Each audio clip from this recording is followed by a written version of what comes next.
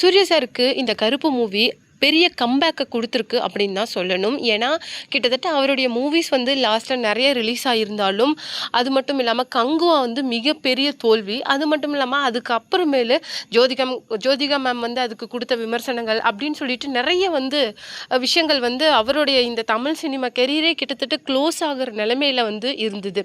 ஆனால் அதை உயர்த்தி பிடிக்கிற மாதிரி கருப்பு படம் மற்றும் அதை வந்து ஆர்ஜே பாலாஜி ரொம்ப சூப்பராக வந்து அவருக்கு ஒரு பெரிய கம்பேக்கை தமிழ் சினிமாவுக்கு கொடுத்துருந்தாரு. அது மட்டும் இல்லாமல் கங்குவா படத்தோட அந்த தோல்வி வந்து ஜோதிகா மேம் அது எப்படி போர்ட்ரே பண்ணியிருந்தாங்க அப்படின்னு சொல்லிட்டு பார்த்தீங்கன்னா, இந்த படத்தோட தோல்விக்கு முக்கியமான காரணம் வந்து விமர்சனம் தான். ஏன்னா ஒரு படத்தை பார்க்காமையே ஒருத்தர் சொன்னாங்க அப்படிங்கிறதுக்காக பிளைண்ட் ஃபோல்டாக அந்த படம் தப்பு, அதாவது எதேதோ தப்பாக ஒரு படத்தை பார்க்காமே உங்களால் எப்படி விமர்சனம் பண்ண முடியும்? ஒரு நபர் வந்து ஒரு படத்தை பார்த்துனா அது அவங்களுக்கு பிடிக்காம இருக்கலாம், ஆனால் அது வேறு நபர்களுக்கு பிடிக்கலாம். ஆனால் உங்களுக்கு பிடிக்கல அப்படிங்கிறதுக்காக அது தப்பாக விமர்சனம் பண்ணினீங்கன்னா கண்டிப்பாக அந்த மற்றவங்களுக்கும் அது பிடிக்காம போயிடும். இதனால் மட்டும்தான் கங்குவா படம் தோல்வியை தழுவுச்சு அப்படிங்கிற மாதிரி விமர்சனம் பண்ணியிருந்தாங்க. ஆனால் அது பெரிய அளவுக்கு வந்து சர்ச்சைக்குள்ளாயிடுச்சு. அதே மாதிரி ஒரு விஷயத்தை தான் கருப்பு படத்துக்கு அப்புறமும் வந்து பண்ணியிருக்காங்க. சூர்யாவோட கெரியர் வந்து இன்றைக்கி வந்து பீக்கில் இருக்க வேண்டியது. பட் அப்பேற்பட்ட கெரியரை சிலர் வந்து எப்படி பிளான் பண்ணி ரூயின் பண்ணணும் அப்படிங்கிற மாதிரி பண்ணுறாங்க அப்படிங்கிற மாதிரி சொல்லியிருந்தாங்க. இந்த விஷயத்துக்கு கோவப்பட்டு தான் இன்றைக்கி ரசிகர்கள் வந்து சூர்யா சாருக்காக ஜோதிகா மேம் தயவு செய்து உங்களுடைய விமர்சனங்களை உங்களுக்குள்ளேயே வச்சுக்கோங்க, அவரை பொறுத்த வரைக்கும் தேவையில்லாத விமர்சனங்களை வந்து இன்றைக்கி தமிழ் சினிமா பக்கம் தெரிவிக்கிறத நிறுத்துங்க அப்படின்னு சொல்லிட்டு இன்றைக்கி வந்து நெட்டிசன்கள் வந்து ஜோதிகா மேமை சொல்லிக்கிட்டு வராங்க. அது மட்டும் இல்லாமல் இன்னொரு செகண்ட் பாயிண்ட்டான ஒரு பிரச்சனை என்ன அப்படின்னு சொல்லிட்டு பார்த்திங்கன்னா, ஜோதிகா மேமுக்கும் சிவகுமார் சாருக்கும் மறுபடியும் ஒரு சின்ன ஸ்பார்க் எழுந்திருக்கு அப்படின்னே சொல்லலாம். அதில் ஒரு முக்கியமான விஷயம் என்ன அப்படின்னு சொல்லிட்டு பார்த்திங்கன்னா, ரீசெண்டாக ஜோதிகா மேம் மும்பையில் செட்டில் ஆனதுக்கு அப்புறமேல அங்கே இருக்கிற மூவிஸில் 2 பேருமே வந்து பேரலாக கான்சன்ட்ரேட் பண்ண ஆரம்பிச்சிருந்தாங்க, சூர்யா சாரும் ஜோதிகா மேமும். அதில் ஜோதிகா மேம் வந்து சோனாக்ஷி சின்ஹா கூட ஒரு வெப்சீரிஸ் வந்து பண்ணியிருக்கிறாங்க. அந்த வெப்சீரிஸில் வந்து அந்த வெப்சீரிஸ் வந்து லான்ச் பண்ண நேரத்தில் ஒரு 5 ஸ்டார் ஹோட்டலில் நடந்த அந்த பார்ட்டியில் வந்து சோனாக்ஷி சின்ஹா வந்து ஃபோட்டோவுக்கு போஸ்ட் கொடுக்கறதுக்கு சம்திங் ஏதோ ரொம்ப முக்கியமாக பக்கத்தில் கன்வர்சேஷன் போயிட்டு இருந்ததுனால அந்த டிலே ஆச்சு. ஆனால் அந்த கிட்டத்தட்ட ஒரு ஃபியூ மினிட்ஸ் வந்து ஜோதிகா மேம் ரொம்ப நேரமாக அந்த போஸ்ட் வந்து அவங்க கொடுத்துட்டு இருந்தாங்க. பட் அதை கவனிக்காமல் சோனாக்ஷி சின்ஹா மேமோட போஸ்ட்காக வெயிட் பண்ணி அந்த ஃபோட்டோஸை எடுத்திருக்காங்க. ஆனால் அது வரைக்குமே ஜோதிகா மேம் வந்து போஸ்ட் கொடுத்துட்டு தான் இருந்தாங்க. என்னதான் அவங்களுடைய ஏஜை வந்து ரிவர்ஸ் பண்ணி மறுபடியும் ரொம்ப அழகாக இருந்தாலும் கூட இன்றைக்கி ஒரு சிங்கத்துக்கு வால் மாதிரி தான் இருக்கிறாங்க. அதுக்கு நீங்கள் வந்து இங்கே ரொம்ப அழகாக இன்றைக்கி பெரிய பெரிய லீடில் நடிச்சுட்டு நீங்கள் அவங்களுக்கு அந்த மாதிரி இருக்கிறது ரொம்ப மோசமாக இருக்குது அப்படிங்கிற மாதிரி ஒரு பக்கம் விமர்சனங்கள் வந்தாலும் தன்னுடைய சொந்த ஃபாதர்-இன்-லா என்ன சொல்லியிருக்காரு அப்படின்னு சொல்லிட்டு பார்த்தீங்கன்னா, அவங்களுடைய ட்ரெஸ்ஸிங் சென்ஸ் அப்படிங்கிறது அந்த படத்தில் கொஞ்சம் தவறாக சித்தரிக்கப்பட்டிருக்கு. அது மட்டும் இல்லாமல் இது ஒரு பக்கம் இருக்க, இன்னொரு பக்கம் மரியாதை குறைவு அப்படிங்கிற சொல்லிட்டு இந்த மாதிரி 2 விஷயங்களும் இருக்கிறப்போ எதுக்காக மும்பையில் அப்படி வாலண்டினாக படம் பண்ணணும் அப்படிங்கிற மாதிரியும், என்னுடைய குடும்ப மானமே போகுது அப்படிங்கிற மாதிரியும் சிவகுமார் சார் ஒரு பக்கம் பேசியிருக்காரு. அதை தான் இந்த வீடியோட டீட்டெயிலாக பார்க்க போகிறோம். வீடியோக்குள்ளே போகிறதுக்கு முன்னாடி சேனலுக்கு புதியவராக இருந்தால் மறக்காமல் சேனலை சப்ஸ்கிரைப் பண்ணி ஃபாலோ பண்ணிக்கோங்க. வாங்க வீடியோக்குள்ளே போகலாம். எப்போவுமே வந்து சூர்யா சாருக்கும் ஜோதிகா மேமுக்கும் ஒரு நல்ல கெமிஸ்ட்ரி வந்து இருக்கும். 2 பேருமே பார்க்குறதுக்கு ரொம்பவும் ஐடியலான ஒரு ட்ரீமி கப்புளாக தான் தெரிவாங்க. அதுக்கு ஒரு மிகப்பெரிய காரணம் யார் அப்படின்னு சொல்லிட்டு பார்த்தீங்கன்னா, சூர்யா சார் தான். ஒரு பெண்ணை எந்த அளவுக்கு ரெஸ்பெக்ட் பண்ணணும் with freedom as well us with happiness அப்படிங்கிறது அவருக்கு மட்டும்தான் தெரியும்.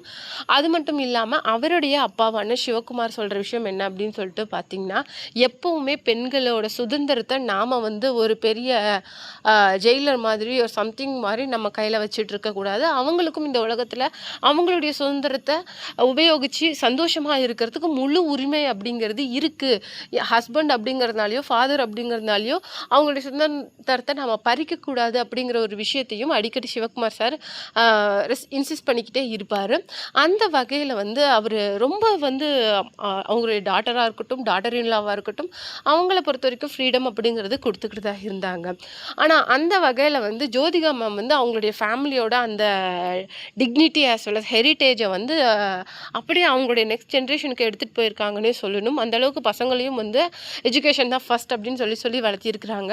அது மட்டும் இல்லாமல் அவங்க ஃபேமிலியில் இப்போ ஒரு விஷயம் என்ன அப்படின்னு சொல்லிட்டு பார்த்தீங்கன்னா, கருப்பு மூவிக்கு வந்து ரிலீஸ் ஆகும்போது அவங்களுடைய அந்த இன்னைக்கு ரிலீஸ் ஆகுது அப்படின்னா அந்த டைமிங் கொஞ்சம் தள்ளி போச்சு. ஸோ அதில் ஒரு ப்ராப்ளம் வந்துச்சு. ப்ரொடியூசருக்கு வந்து ஏதோ சம்திங் மணி ப்ராப்ளம் அப்படின்னு சொல்லிட்டு ரூ. 30,00,00,000 வந்து சூர்யா சார் குடுத்து அந்த படத்த ரிலீஸ் பண்ண வைக்கிறாங்க. அப்புறம் படம் ரிலீஸ் ஆகுது. பயங்கர ஹிட் ஆகுது. அதுக்கு வந்து ஆர்ஜே பாலாஜிக்கும் சூர்யா சாரா இருக்கட்டும், இல்ல அந்த ப்ரொடியூசர் அப்படின்னு சொல்லிட்டு எல்லாருக்குமே மிகப்பெரிய அளவுக்கு பிரச்சனை அப்படிங்கிறது வந்தது. ஆனா இதுக்கு ஜோதிகா மேம் சொன்ன ஒரே பதில் என்ன அப்படின்னு சொல்லிட்டு பார்த்தீங்கன்னா, என்னுடைய ஹஸ்பண்டோட படத்த வேணும்னே சொல்லிட்டு டிலே பண்றாங்க. இதெல்லாம் யார் பண்றாங்க அப்படின்னு எங்களுக்கு நல்லாவே தெரியும்.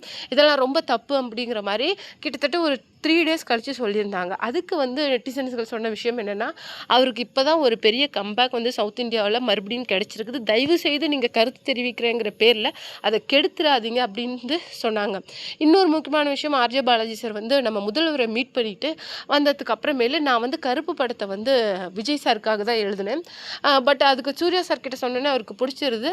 அப்படிங்கிற மாரி ஒரு வார்த்தைய சொன்னதுக்கு அப்புறமேலு அந்த விஷயமும் பெரிய அளவுக்கு சூர்யா ஃபேன்ஸால விமர்சிக்கப்பட்டது. நீங்க எப்படி எப்படி சொல்லலாம் அப்படிங்கிற மாதிரி. ஆனா